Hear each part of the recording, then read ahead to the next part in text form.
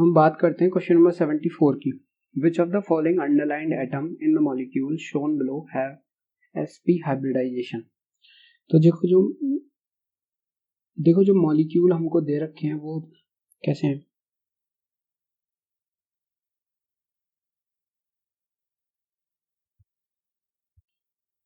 देखिए इसमें हमको ये अंडरलाइंड एटम दे रखे हैं मॉलिक्यूल्स में, इनकी हाइब्रिडाइजेशन बतानी है। हमको ये दे रखा है कि sp हाइब्रिडाइजेशन के कौन कौन से हैं। तो देखो कार्बन के लिए सबसे इजी ट्रिक है हाइब्रिडाइजेशन पहचानने की। अगर कार्बन 4 सिंगल बॉन्ड बना रहा है तो वो sp3 हाइब्रिडाइजेशन होगी। अगर कार्बन बॉन्ड 2 सिंगल बॉन्ड और 1 डबल बॉन्ड बना रहा है तो sp2 हाइब्रिडाइजेशन होगी। अगर कार्बन 2 डबल बॉन्ड या फिर 1 सिंगल बॉन्ड और 1 ट्रिपल बॉन्ड बना रहा है तो sp हाइब्रिडाइजेशन होगी। अब U में बात कर लेते हैं। इसमें क्या है, C है, इसके पास 2 हाइड्रोजन है, मीन्स 2 सिंगल बॉन्ड होंगे और 1 डबल बॉन्ड है। अब 2 सिंगल बॉन्ड 1 डबल बॉन्ड से क्या आ रहा है, sp2 हाइब्रिडाइजेशन आ रही है, तो ये होगा हमारा sp2 हाइब्रिडाइजेशन। इसमें बात करते हैं B में।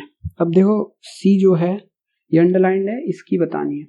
ये 2 डबल बॉन्ड बना रहा है। अब 2 डबल बॉन्ड कौन बनाता है, जिसकी sp हाइब्रिडाइजेशन होगी, तो ये sp हो गई इसकी। अब इसका देखते हैं। देखो ये है कार्बोकैटायन। कार्बोकैटायन का हमको ध्यान रखना होता है कि जो कार्बोकैटायन की हाइब्रिडाइजेशन होती है वो sp2 होती है।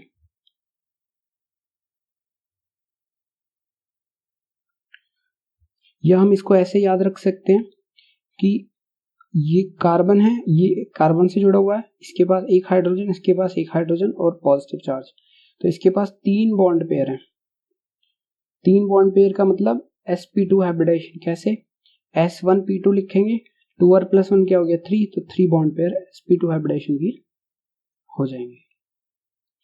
अब इस केस में देखो, इसमें कार्बन, दोनों कार्बन क्या है, एक ही हाइब्रिडाइजेशन होगी, क्योंकि ये कार्बन भी 1 सिंगल 1 ट्रिपल बॉन्ड, ये कार्बन भी 1 सिंगल 1 ट्रिपल बॉन्ड, तो इसकी हाइब्रिडाइजेशन होगी sp। अब इस केस में ये वाला कार्बन की पूछी हुई है। सेम केस है, carbon 1 single bond 1 triple bond बना रहा है, तो sp हाइब्रिडाइजेशन हो जाएगी। अब बात करते हैं नेक्स्ट की। इसमें देखो, इसमें पूछी हुई है हमसे इस नाइट्रोजन की।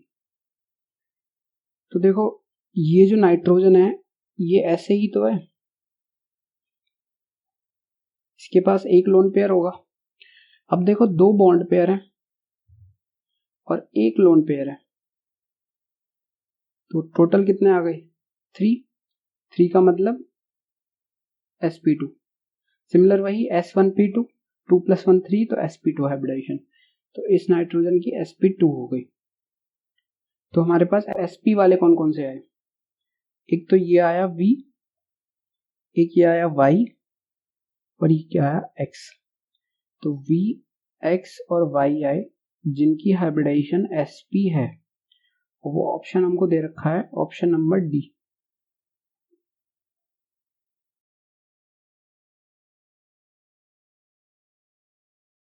अब हम बात करते हैं क्वेश्चन नंबर 75 की। इसमें पूछा है विच of the following is the product of reaction between AlCl3 and CH3OCH3। Methoxy methane दिया हुआ है। तो देखो AlCl3 दिया हुआ है, इसकी रिएक्शन दे रखी है CH3OCH3 के साथ। इसमें प्रोडक्ट पूछा है कौन सा बनेगा। तो देखो सबसे पहले जो AlCl3 है उसके पास एक वैकेंट ऑर्बिटल होगा। अब इसकी रिएक्शन किससे हो रही है, एक ईथर से, जिसमें ऑक्सीजन है, ऑक्सीजन के पास लोन पेयर है, तो oxygen lone pair vacant orbital में शिफ्ट करेगा अपने, तो जो रिएक्शन होगी Al, फिर ये ऑक्सीजन, इसके पास 2 CH3। तो देखो इसके पास से जब लोन पेयर इधर गया तो इस पे पॉजिटिव आएगा, और इसके पास से इलेक्ट्रॉन डेंसिटी कम हुई तो इस पे आएगा पॉजिटिव चार्ज। तो इसमें जो ऑप्शन नंबर दिया हुआ है हमको, वो ऑप्शन दिया हुआ है ए। इसमें ऑप्शन ए करेक्ट है।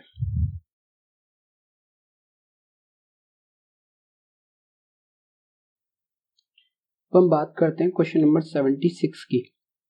इसमें दिया हुआ है विच of the following compounds contain at least one secondary alcohol. तो देखो जो कंपाउंड हमको दे रखे हैं,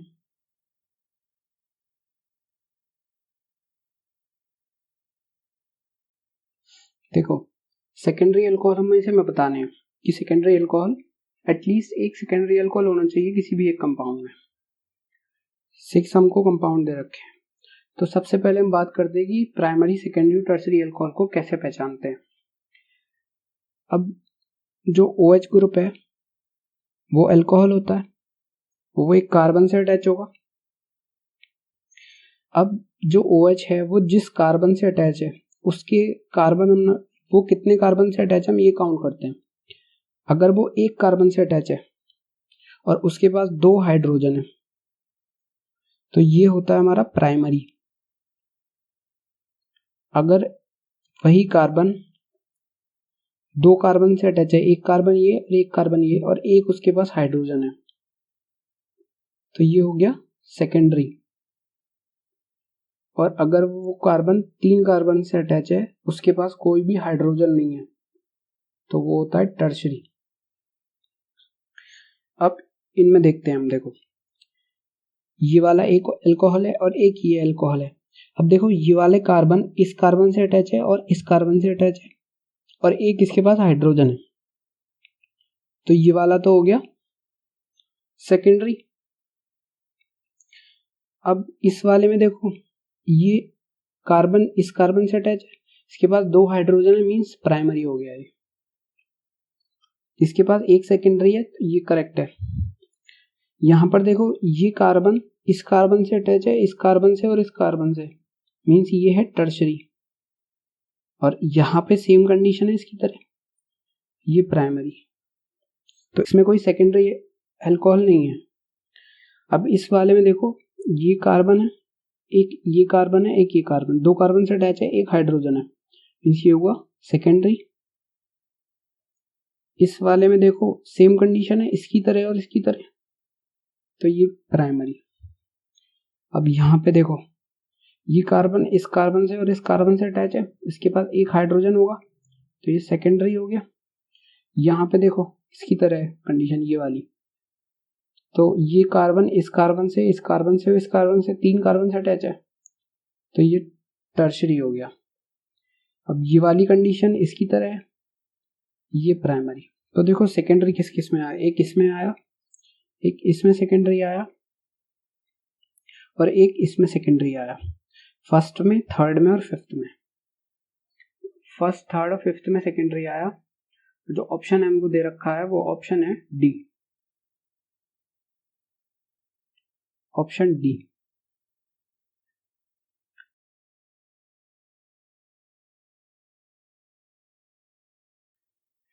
अब हम बात करते हैं क्वेश्चन नंबर 77 की। इसमें दिया हुआ है विच of the following has the most negative heat of hydrogenation. अब देखो हीट ऑफ हाइड्रोजनेशन जो होती है वो डायरेक्टली प्रोपोर्शनल होती है 1 अपॉन स्टेबिलिटी ऑफ एल्कीन।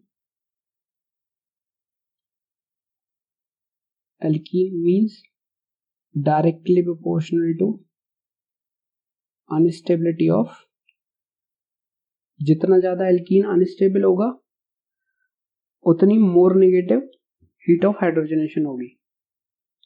तो देखो जो एल्कीन हमको दे रखे हैं, अब देखो इसमें कैसे पहचानना है कि एल्कीन लेस स्टेबल कौन सी है। हमने सेडजेफ रूल पढ़ा होगा, सेडजेफ रूल या इसको हम बोलते हैं जेडसेफ रूल।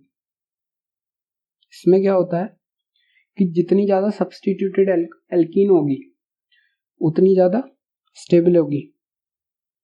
मोर सब्स्टिट्यूटेड एल्कीन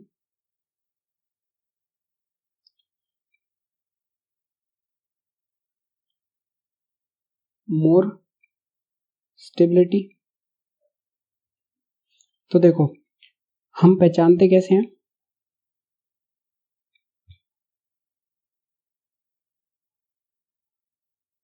ये एक एल्काइल ग्रुप है, बाकी ये तीनों हाइड्रोजन है, तो ये हमारी होती है मोनो सब्स्टिट्यूटेड एल्कीन। अगर यही ऐसे हो जाए, दो एल्काइल ग्रुप आ गए तो ये डाई सब्स्टिट्यूटेड, तीन एल्काइल ग्रुप आएंगे तो ट्राई सब्स्टिट्यूटेड, और इस पे चार एल्काइल ग्रुप आ गए तो टेट्रा सब्स्टिट्यूटेड, और इसकी स्टेबिलिटी सबसे ज्यादा होगी, तो जो स्टेबिलिटी ऑर्डर होगा वो ऐसे होगा। अब देखो इसमें बात कर लेते हैं, यहां पे अगर हम बनाएं तो ऐसे बनेगा, तो देखो सिर्फ एक एल्काइल ग्रुप है इसके पास, तो ये कौन सी हो गई, मोनो सब्स्टिट्यूटेड। अब इस केस में देखो, एक तो ये वाला और एक ये वाला, बाकी इसके पास दो एच है, तो ये हो गई डाई सब्स्टिट्यूटेड। ये देखो एक ये, एक ये, एक ये और एक ये, टेट्रा सब्स्टिट्यूटेड मोस्ट स्टेबल। यहाँ पे एक ये आ गया, एक ये वाला आ गया, और एक ये वाला आ गया, यहाँ पे एक एच है, तो ये हो गया ट्राई सब्स्टिट्यूटेड। अब इसमें क्या पूछा, unstability of alkene, directly proportional है हीट ऑफ हाइड्रोजनेशन के, तो जो अनस्टेबल कौन सी होगी, मोनो होगी, मोनो सब्स्टिट्यूटेड। तो ऑप्शन ए जो है इसकी most negative heat of hydrogenation होगी, इसका ऑप्शन ए करेक्ट है।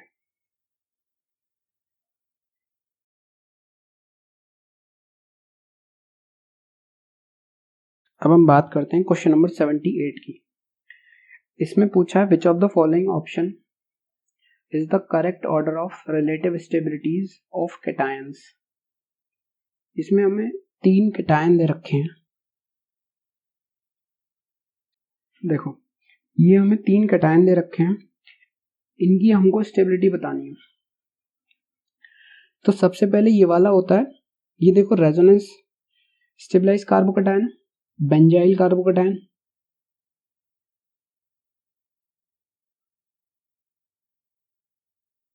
रेजोनेंस स्टेबलाइज्ड, हाईली स्टेबल होगा ये वाला क्योंकि इसके अंदर रेजोनेंस है, तो फर्स्ट वाला हाईली स्टेबल।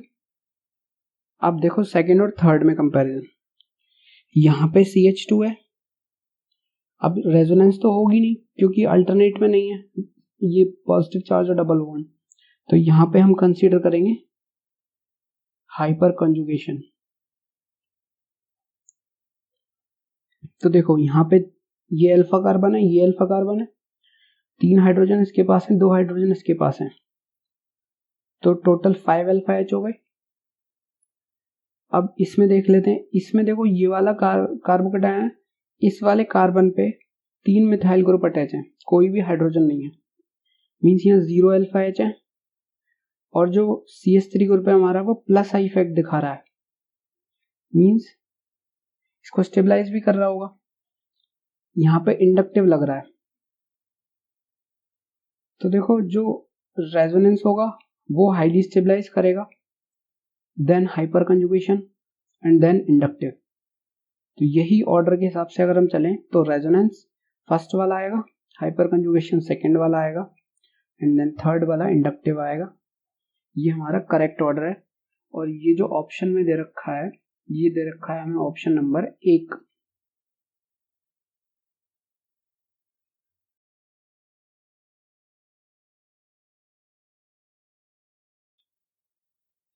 देखो अब हम बात करते हैं क्वेश्चन नंबर 79 की। ये भी बिल्कुल सेम है 78 की तरह। इसमें पूछा है what is the decreasing order of stability of the following carbocation. हमको कार्बोकैटायन दे रखे हैं, देखो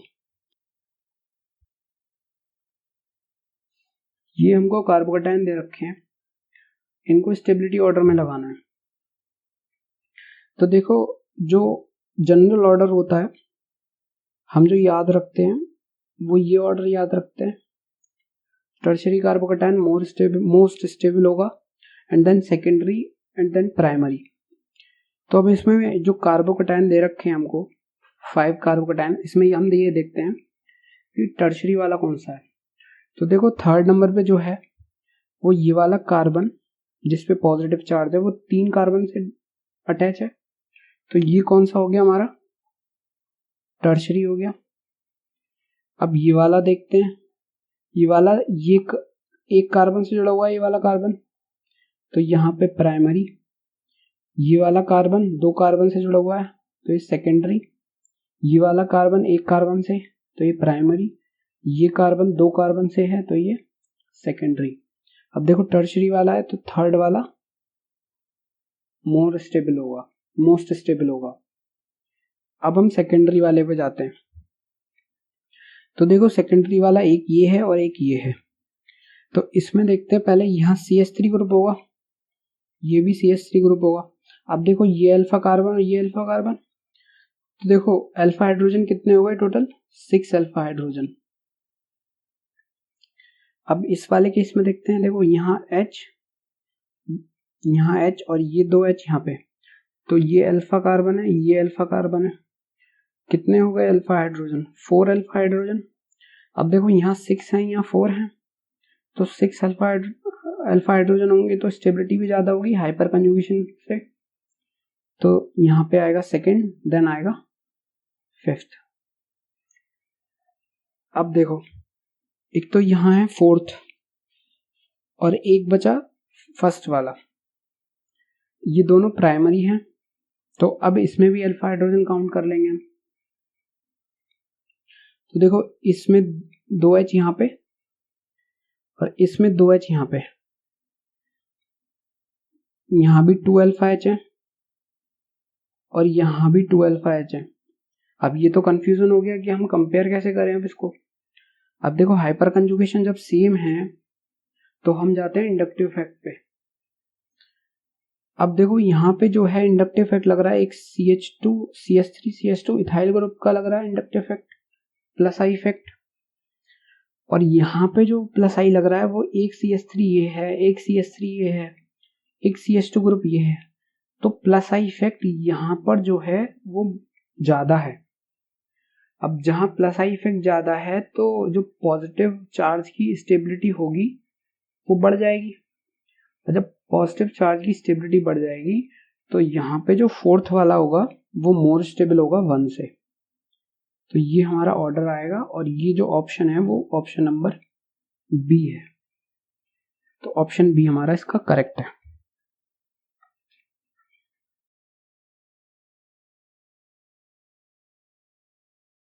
देखो बात करते हैं क्वेश्चन नंबर 80 की। हमें ये स्ट्रक्चर दे रखा है और हमसे पूछा है कि जो इंडिकेटेड हाइड्रोजन है वो रिमूव कैसे होगा। तो देखो ये जो कितने दो पाई बॉन्ड है, तो यहाँ और ये sp3 हाइब्रिडाइज्ड है, तो ये हमारा हो गया नॉन एरोमेटिक। अगर हम देखें, अगर मान लो ये एज अ H- जा रहा है, अगर ये एज अ H- जाएगा तो ये बॉन्ड लेके जाएगा अपना। जब ये बॉन्ड लेके जाएगा तो यहाँ पे आएगा पॉजिटिव चार्ज, यहाँ ये ऐसे आएगा पॉजिटिव चार्ज। अब हम क्या कहेंगे कि ये तो कंजुगेशन में है, क्रॉस कंजुगेशन हो रही है तो स्टेबल होना चाहिए, लेकिन ये भी देखना होगा कि यहाँ पे 4 पाई इलेक्ट्रॉन है। इसका मतलब क्या है कि ये एंटी एरोमेटिक है, मींस लीस्ट स्टेबल। तो H- तो नहीं जाएगा। अब हम क्या कर लेते हैं, अब हम निकालते हैं सिर्फ H, तो H+ as a H positive ion निकलेगा, तो यहाँ पे नेगेटिव चार्ज आ जाएगा। तो देखो 2 इलेक्ट्रॉन ये, 2 इलेक्ट्रॉन ये और 2 इलेक्ट्रॉन ये, 6 पाई इलेक्ट्रॉन, मींस ये बन रहा है एरोमेटिक, जो होता है हाईली स्टेबल। हाईली स्टेबल है तो ये रिएक्शन फास्ट होगी, तो H+ as a H+ ion निकलेगा। इसका जो ऑप्शन है वो ऑप्शन नंबर ए करेक्ट है।